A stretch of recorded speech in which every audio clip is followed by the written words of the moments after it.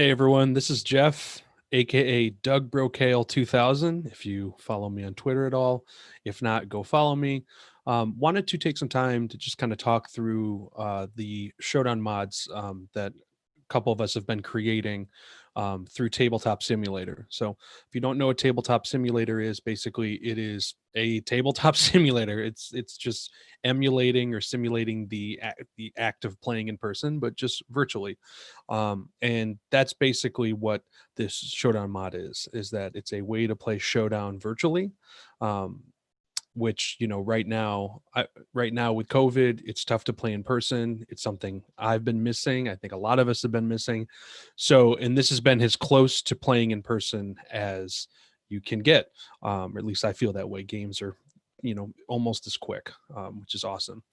And then through the magic of Discord, voice chat, through Hangouts, FaceTime, you name it, it really just can, simulate that experience. So I didn't create this mod, I should say. A buddy of ours named Japes did, also a huge Showdown fan. I um, did help with the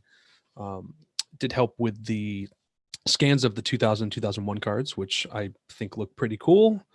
So I'm psyched about that. But yeah, I just wanted to, do a quick little how-to kind of tutorial, the quick tips, how to find it first thing, and then second, how to kind of use it in the best way. Um, so first thing, and you should be able to see the screen, is that I've got Tabletop Simulator open. The first thing I should mention is that make sure you open Steam first, and make sure you buy Tabletop Simulator through Steam. In order to like connect with people and join games, it's really, Tabletop Simulator seems to be pretty married to Steam. So if I sign into Steam first and then I jump onto tabletop through that, then it's all connected. Whereas if I just jump into tabletop separately, sometimes Steam can get confused whether it's signed in. So I'm going to go ahead and create here, and I'm going to do a multiplayer server name. So this is how people can find you. So you can give them that name. I made mine public friends invite. I really haven't any trouble with public people joining, but friends and invite are probably safe ones to do. Invite means you can specifically invite, whereas friends means if you're friends with them on Steam, they can see the game and just hop in really quickly. That's what we've been doing. If it's also invite only, you can give the server name, a server password, they can join that way. Excuse me. So what you're going to see is that, right here is where the two Showdown games are, the two mods. This one is just for 2 players. This one's a 4 player. If you don't have it yet, if you haven't gotten access, that's totally fine. What you're going to do here is click on Workshop and hit Browse. So this is where it's going to kind of interact with Steam, and then we're going to search for it in the Workshop. So if you go here and search MLB Showdown, so I'm searching the Tabletop Workshop. Oh, of course, it just jumped out. Let me jump back. There we go. Or it was there. Let me get it back.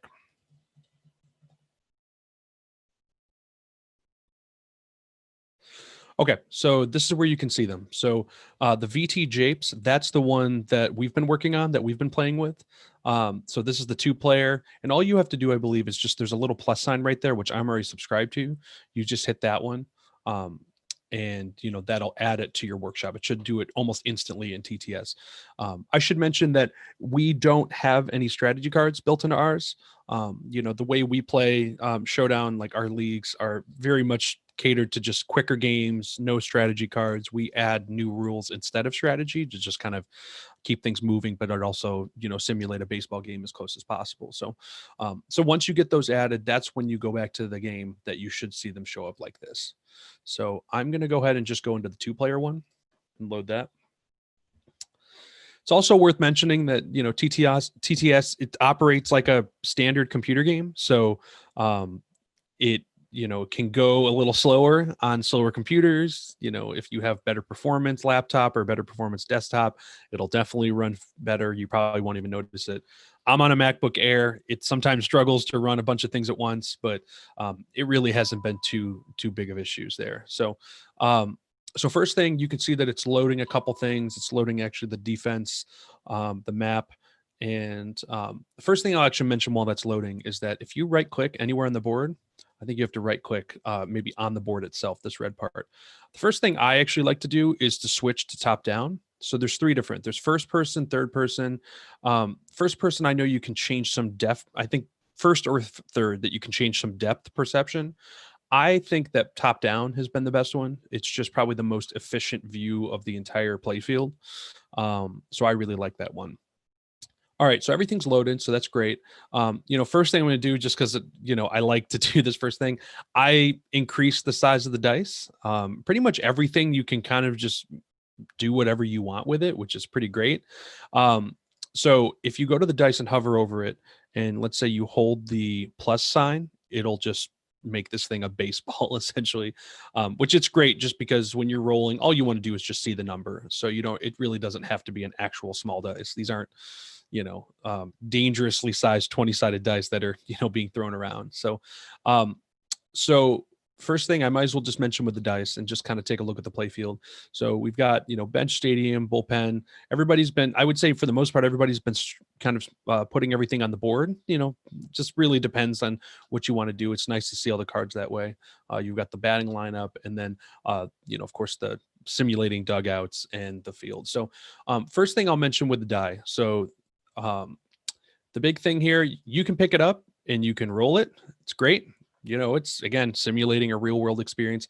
I personally think it's just not as fast. It's kind of annoying, to pick it up, throw it, make sure you get a good roll. So what all of us been doing, and I'll actually switch to third person for now, is that if you hit the R key on your, I shouldn't say there's a lot of hotkeys. There's a lot of helpful hotkeys that I would say almost every single person uses. So if you just hover over the die and hit R, it's just going to do an actual roll for you. So no having to pick up. Some people like to hit it multiple times and just see it go crazy. Again, from the top down, it might look a little different, but it's still rolling. So that's really all we want. So that's really the big thing there. I will mention that we'll get to the F key, which does a flip on the cards, but you just want to make sure you don't hit the flip on these die because it'll just switch it to the other side of the die. I can just flip between 10, 11, 10, 11 just forever. You want to make sure you're hitting R and actually rolling it. So, okay, so let's go to the left side here. So right here, there are two little bags, and this has all of the showdown cards. So what you've got in here, and this is the big thing here, is you want to right click on the bag, hit search, and then that's going to open with the contents of what's in it. And it might start loading. It takes a little bit to download it all. But once it's downloaded, it'll actually save it on your computer so you don't have to download it every time. So we've got 5 things here. We've got 2000 pennant run, 2001 base set, and 2001 pennant run. So, and then the errata, the misprints. So, and I think these are the ones that were actually fixed. So, what I'm going to do, I'm going to take 2001 pennant run. So what you do here is that you just hold, with your, keyboard or your mouse and just drag it out onto the playing field, just like that. All right. And this is where I'm actually going to show you one thing that if I just hit F on the entire deck, it'll flip it all over, which is great. So one thing I'll show first is that I'm going to, if I just hold on the deck and then just kind of wait a second, that's where I can actually bring the entire deck wherever I want. If I just really quickly grab a card off of it, I'll just grab the first card. So that's where, I can just start grabbing cards from here. But, let's say you need to find one particular card, right? Let's say I'm going to go find Ichiro in here because he's probably the most valuable or best. Similar to the bag, right click, hit search. And then again, it might do a download, but this is where you're going to see every single card in that entire set. So I'm going to search Ichiro, boom, drag him out just like I did the set. And there he is.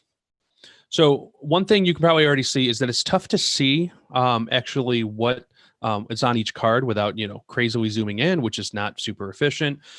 So if you use on Mac the Option, or on just a PC, it's the Alt tab or the Alt key, that'll actually load a bigger version. And if you hold it and then scroll in with your mouse wheel, it'll actually make it even bigger. So this is really great for, I need to see, okay, I just rolled a 15. What is that on Jamie Moyer's chart? There you go. So this is where also going back to the F that I can just start flipping cards. I know a lot of people do this to signify how many outs they have. So, really quick to do that. And one thing that's nice is that I can hold a bunch and just flip them all over at once. Um, so that's really nice. Um, Trying to think if there's anything else. I'll show this just because I think it's fun. Is that I know some people like to do blind drafts. I love blind drafts. Basically, you just take cards, don't care what set, you just take them without even knowing what they are.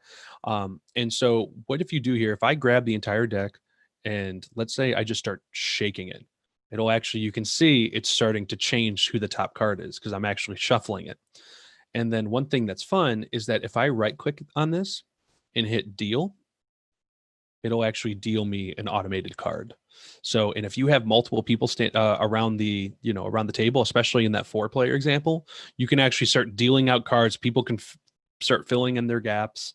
And they actually, if it's over here, they won't see what it is, which I believe is true, but I've actually never played through that. So anyway, like I said, in order to get them all downloaded, I would say just go in once, go into the right click on the deck or right click on the bag, search, grab all the decks out. This is another bag. This has all of the Greatest Showdown Project cards, the custom cards from the 2018, 2019, and 2020 set. Of course, this is a passion project that, I've helped out with a little bit, but I'm mostly connected to these guys. So we play with these cards all the time. So again, just more cards to play with. They're made in vein of 2000, 2001, so they should fit in pretty well. In theory, you could combine every single deck together and just do the most massive blind draft you ever want to do, which is a blast. So that's really, I'm trying to think if there's any other big ones. Like I said, differentiating between R and F is pretty big. The let me think. Oh yeah, so I'll go down here. Of course, I thought it would be helpful to know which your infield and outfield and catcher would be, just so you can quickly reference it without having to write it down on your own, in your own place. And then we also do some managing options. This is where, again, instead of strategy cards, we have our own rules, which this might not apply to everybody, but some people play where you keep track of everything and that affects their innings pitch. So again, we just tried to leave it as customizable or at least as flexible as possible. So anyway, yeah, the big part, grabbing decks out, searching cards, pulling them out. The last thing I'll say is that let's just say, and actually I'll show this too, just some quick little tricks, is that let's say I want to put these all on a stack. If I just select them all and then I grab them and then I shake, it'll just put them into a stack, which is nice. And this is where I was telling you that if I just wait a second, I can move the entire stack. But if I just really quickly click and drag, it'll start dragging everybody off. So this is something that's very helpful as well, is that let's say you put together a team, say you do a blind draft, you can't do it all at once. Sometimes those games can take a whole night or a couple days. You can actually save your team. And so you can hop in. And this is super helpful, being able to jump in and out of games really quickly, so that you can actually save your cards, your team, to save or to open another time. So if I right click right here and go to save object, I can just say this is TTS demo, hit save. And then what I can do, and I don't know how it's going to operate when it's, I've already got cards out, but I'll show you some saved objects I've already got. So if I go to the top here, hit objects, saved objects right here, you'll actually see that there's the TTS demo cards. And here's actually my team for the league that we're doing through TTS. So I can just grab it out, and then I can grab out another team that I'm playing, get everything ready. And yeah, and I can just start moving cards off, putting them where they need to go. So that's a hugely, massively helpful thing. One thing I'll mention is that if you have multiple people in a TTS, I think whoever created it is the host or something or the presenter, something along those lines. Sometimes people can't access their saved objects if they're not a host. So if you hit your name at the top, this is where the next person would be, and then you can actually make them a co-host or promote them, I think is actually the terminology. And actually, I'll zoom out here because this is something I just kind of glossed over. When you join the table, you can actually change where you sit. Of course, I think it would make sense for one side to be red or white, the other to be blue or green. But if you're spectating, you can be a spectator or you can join the table. And this is where dealing cards out matters, because I'll change the red, and then this is where if I right click and hit deal, I can actually deal to a specific person. So I just dealt to red, so to myself. I'll really quickly show that you can go in here and keep score. So I can go in here and say 1, 0. Great. Like I said, some people keep track of hits, but that's really That's really the main parts of it. Like I said, searching here, R and F are big. I like I said, I use the plus and the minus signs to make these dice gigantic. Um, I believe you can move around. Just if anybody's ever played first person shooters on PC, which I did back in the day, there's the ASDW where you can actually just move around the table without. I'm not using the mouse right now, so um, so again, I think that's just kind of a good walkthrough. Let me know if there's any questions. Like I said, I'm on Twitter at DougBrocale2000. Um, and yeah, no, we'll excited to see people get in this. Leagues have already been a blast. So yeah, hope everybody enjoys. We'll see you.